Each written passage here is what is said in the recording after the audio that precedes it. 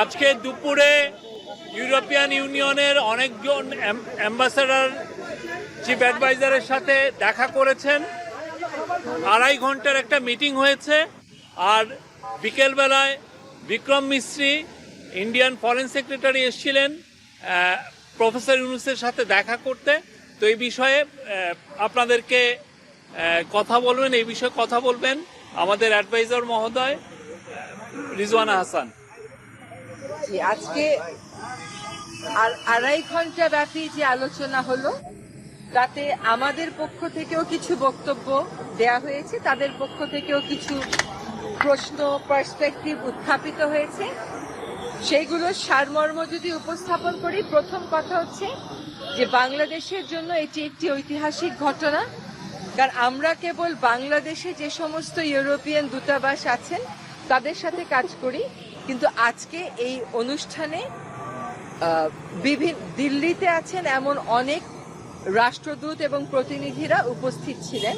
ফলে বাংলাদেশের ইতিহাসে এমন এর আগে কখনো হয়নি যে ইউরোপিয়ান ইউনিয়ন একটা ইউনিয়ন হিসাবে এত রাষ্ট্রদূত নিয়ে, এত প্রতিনিধি নিয়ে কোন সরকার প্রধানের সাথে আলোচনা করতে এসেছেন বলে।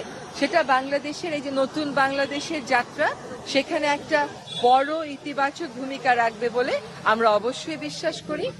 আমাদের পক্ষ থেকেও কিছু কথা বলা হয়েছে, তাদের পক্ষ থেকেও কিছু কথা বলা হয়েছে। বাংলাদেশের পক্ষ থেকে যে কথাগুলো বলা হয়েছে তার মধ্যে হচ্ছে যে বাংলাদেশ এখন স্বল্পোন্নত দেশ থেকে উত্তরণ ঘটাবে। সেক্ষেত্রে আমাদের কিছু বাণিজ্য সুবিধা ইউরোপিয়ান মার্কেটে প্রাপ্তির ব্যাপারে আমরা আমাদের কথাগুলো বলেছি। আমরা জলবায়ু পরিবর্তন বিষয়ে কথা বলেছি। আমরা রোহিঙ্গা সমস্যার সমাধানের বিষয়ে কথা বলেছি। তারা আমাদেরকে মানবাধিকারের বিষয়ে জানতে চেয়েছেন, নির্বাচন নিয়ে কথা বলেছেন, শ্রমিক অধিকার নিয়ে কথা বলেছেন। সেগুলোর উত্তরে আমরা তাদেরকে জানিয়েছি যে প্রত্যেকটা বিষয়েই প্রক্রিয়া অব্যাহত রয়েছে। আমরা অবশ্যই একটি স্বাধীন, ফ্রি, ফেয়ার এবং ডেমোক্রেটিক ইলেকশনের দিকে যাব। আমরা বিচারের কথা বলেছি। আমরা বলেছি যে ইন্টারন্যাশনাল ক্রাইম ট্রাইব্যুনাল সেটার কথা জানিয়েছি। বিভিন্ন রিফর্ম কমিশন কোন কোন ক্ষেত্রে রিফর্মের জন্য কি পদ্ধতিতে কাজ করছে এটা তাদেরকে আমরা জানিয়েছি। তাদের বক্তব্য ছিল শ্রম অধিকার বিষয়ে, সেখানেও আমরা তাদেরকে বলেছি যে সেখানে একটা কমিশন হয়েছে এবং বাংলাদেশ যাতে আর চিপ লেবার এই কথাগুলো আমাদেরকে শুনতে না হয়, বরং শ্রমিক স্বার্থ যাতে সুসংহত থাকে সেটার জন্য যে এই কমিশনের মতামতের ভিত্তিতে আমরা ব্যবস্থা গ্রহণ করব সেটা আমরা জানিয়েছি। একটা প্রস্তাবনা আমাদের পক্ষ থেকে ছিল যে বাংলাদেশের নাগরিকেরা অনেক ইউরোপিয়ান দেশে যেতে গেলে ভিসার জন্য আবেদন করতে হয় দিল্লি থেকে। এইটা অনেক সময় ঝামেলা হয়ে যায়।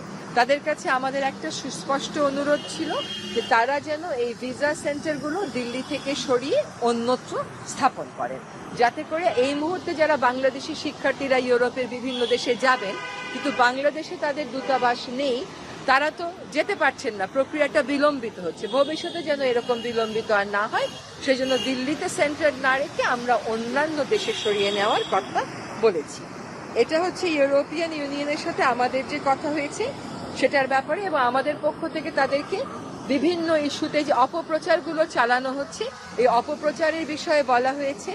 কেন জুলাইয়ের এই বিপ্লব হলো, সেই বিপ্লবের আকাঙ্ক্ষাটা কি, সেই আকাঙ্ক্ষা ধারণ করে জাতীয় ঐক্য গড়ার যে একটা প্রক্রিয়া শুরু হয়েছে বিভিন্ন বিষয়ে, সে বিষয় সম্পর্কে তাদেরকে জানানো হয়েছে।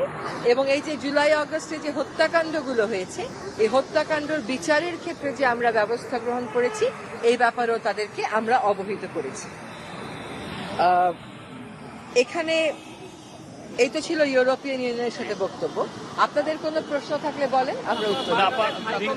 বিক্রম মিস্ত্রিটাও বিক্রম মিস্ত্রি জি, আপনাদের তারপরে একবার ইউরোপিয়ানটা শুরু হলে তারপরে আমরা বলি।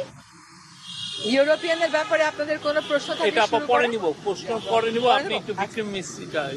আমরা ভারতীয় সচিবের সাথে যে প্রধান উপদেষ্টার বৈঠক হয়েছে সেখানে আমাদের পক্ষ থেকে এবং তাদের পক্ষ থেকে বারবার তারা বলেছে যে তারা বাংলাদেশের সাথে দ্বিপাক্ষিক যে সম্পর্ক এটা এগিয়ে নিতে এবং আরো জোরদার করতে আগ্রহী। তারা জুলাই এবং আগস্টে যে বিপ্লব হয়েছে এটা তারা মনিটর করেছেন, তারা দেখেছেন, তারা অবগত। আমাদের পক্ষ থেকে তাদেরকে বলা হয়েছে যে আমরা সার্ককে শক্তিশালী ভূমিকায় দেখতে চাই। আমরা যে একসাথে বিমস্টেকে আছি এবং এটা যে থাকাটা জরুরি এটাও বলা হয়েছে। আমাদের পক্ষ থেকে বিভিন্ন প্রোপাগান্ডা যেগুলো চালানো হয়েছে সেটার ব্যাপারে উদ্বেগ চালানো হয়েছে এবং হচ্ছে, সেটার ব্যাপারে উদ্বেগ জানানো হয়েছে। এবং আমাদের ক্ষমতাচ্যুত প্রধানমন্ত্রী যিনি ওখানে আশ্রয় নিয়েছেন, তিনি যে সেখান থেকে কথাবার্তা বলছেন এবং বিভিন্ন কথাবার্তা বলার মাধ্যমে এক ধরনের উত্তেজনা তৈরি করার চেষ্টা করা হচ্ছে, সেটার ব্যাপারে উদ্বেগ খুব স্পষ্ট করে আমাদের পক্ষ থেকে তাদেরকে জানিয়ে দেওয়া হয়েছে। ভারতের পক্ষ থেকে যেটা বলা হয়েছে যে তারা আমাদের সাথে সম্পর্ক জোরদারে আগ্রহী এবং সম্পর্ক এগিয়ে নিতে আগ্রহী এবং বিভিন্ন অপপ্রচার, এই যে বিভিন্ন রকমের কর্মকাণ্ড সেখানে হচ্ছে, যেগুলো আমাদের দেশের যে একটা ইমেজ আছে সম্প্রীতির একটা দেশ বলে সেটাকে প্রশ্নবিদ্ধ করছে। আমাদের এই যে জুলাই আগস্টের যে অভ্যুত্থান এটাকে প্রশ্নবিদ্ধ করছে। এগুলোর ব্যাপারে তাদের বক্তব্য হচ্ছে যে এগুলোর ক্ষেত্রে ভারতীয় সরকার কোনোভাবেই দায়ী না এবং সরকার আসলে এগুলো করছেও না, এগুলো ওনও করছে না। এগুলো হচ্ছে বিভিন্ন, এটা হচ্ছে মিডিয়ার বা বিভিন্ন সংগঠনের পক্ষ থেকে করা হচ্ছে। আরেকটা আমাদের পক্ষ থেকে বলা হয়েছে যে এখন ভিসা দেওয়াটা যেহেতু কমিয়ে রাখা হয়েছে এটা অনেক অসুবিধার সৃষ্টি করছে, তাদের পক্ষ থেকে আমাদেরকে প্রতিশ্রুতি দেওয়া হয়েছে যে ভিসা বাড়ানোর তারা উদ্যোগ গ্রহণ করবে। এবার এনি কোশ্চেন নাম করে বলবেন। বাংলাদেশের হাই কমিশনে ওখানে আক্রমণ এই বিষয়টা ওখানে উঠেছিল কিনা আপনারা জানতে চাইছেন, পেয়েছেন কিনা যে কারা আক্রমণ করেছে বা প্রতিকার পেয়েছেন কিনা। আরেকটা হচ্ছে যে সেগুলো তো আগেই দুঃখ সাবেক প্রধানমন্ত্রী শেখ হাসিনাকে ফিরিয়ে আনার ওরা ওইখানে কিছু অ্যারেস্ট করেছে, আমরা তাদেরকে আমাদের হাই কমিশনে যে সহিংস আক্রমণটা হয়েছে এটার ব্যাপারে আগেই প্রতিবাদ জানিয়েছি, আগেই তারা সেই ব্যাপারে দুঃখ প্রকাশ করেছেন। আজকে যেহেতু তারা সম্পর্ক এগিয়ে নিয়ে যাওয়ার এবং জোরদার করার কথা বলছেন এই অন্তর্বর্তীকালীন সরকারের সাথে, কাজেই আমরা ধরে নেব যে সে ব্যাপারে তাদের যে দুঃখ প্রকাশ সেটা তারা সেই অবস্থান থেকে একই অবস্থানে আছেন। সুতরাং নতুন করে আর এই কথাটা বলা হয়নি, কিন্তু বারবার যে প্রপাগান্ডাগুলো হচ্ছে, যে প্রপাগান্ডাগুলো একেবারেই সঠিক না, যে প্রপাগান্ডাগুলো বাংলাদেশের ইমেজের জন্য ক্ষতিকারক, সেগুলোর ব্যাপারে আমরা আমাদের স্পষ্ট অবস্থান জানিয়েছি এবং সেখানে তাদের বক্তব্য হচ্ছে যে এগুলো সরকার অন্য করে না, সরকার এগুলোর সাথে মোটেও জড়িত না। আমার নাম আহমেদ হোসেন। আমি দুইটা প্রশ্ন করতে চাই। প্রথমটা হচ্ছে ইউরোপিয়ান ইউনিয়ন বিষয়, সেটা হচ্ছে যে বাংলাদেশের নির্বাচন সম্পর্কিত বিষয়ে আপনাদের সাথে আলোচনা হচ্ছে, এখানে কি ধরনের আলোচনা হয়েছে সেটি নিয়ে যদি একটু বিস্তারিত বলতেন। আর দ্বিতীয় প্রশ্নটি হচ্ছে যে বাংলাদেশের সংখ্যালঘু নির্যাতন নিয়ে একটু আগে ভারতের পররাষ্ট্র সচিব তিনি গণমাধ্যমে বলেছেন যে তারা ব্যাপারটাতে কনসার্ন প্রকাশ করেছেন, একটু আগে পররাষ্ট্র মন্ত্রণালয় থেকে বলেছেন। সেই বিষয়টা নিয়ে কি ধরনের আলোচনা হয়েছে যে আসলে তো এই বিষয়গুলো ঘটছে না, এই প্রোপাগান্ডাগুলোর জবাব আপনারা কেমনভাবে দিয়েছেন? শেষ প্রশ্নটা আগে নেই। এই প্রপাগান্ডাগুলোর জবাব আমরা লিখিত মৌখিক বহুভাবেই বলেছি যে যতগুলো ঘটনা ঘটেছে সেগুলোকে সাম্প্রদায়িক দেখানোর সুযোগ খুবই কম।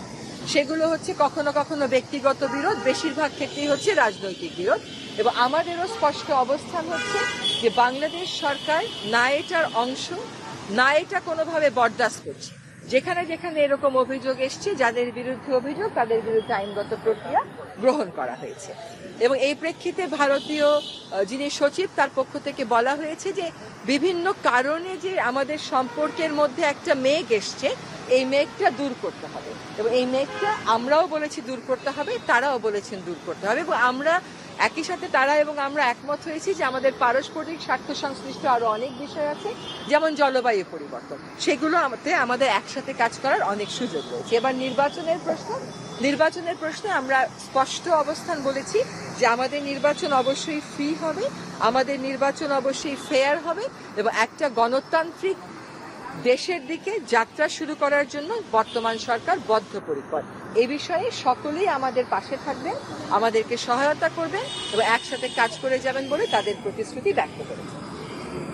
সীমান্ত হত্যাকাণ্ড নিয়ে কোনো আলোচনা হয়েছিল না, কারণ আমরা দেখেছি যে পঞ্চগড়ে গত আমাদের কৃষকদেরকে একজনকে ধরে নিয়ে শুধু মানে নির্যাতন কর্মী গণমাধ্যমে বলতে বাধ্য করিয়েছে যে বাংলাদেশে অনুপ্রবেশ করেছে। আমি জানি না এই বিষয়ে কোনো আলোচনা হয়েছে। আচ্ছা, এই বিষয়ে স্পেসিফিক যে বিষয়গুলো সেগুলো পররাষ্ট্র সচিবদের সাথে তাদের আলাদা করে আলোচনা হচ্ছে, সেটা আজকের মিটিং হচ্ছে। ঠিক আছে, ধন্যবাদ। আর জিএসটি সুবিধা নিয়ে আমরা বলেছি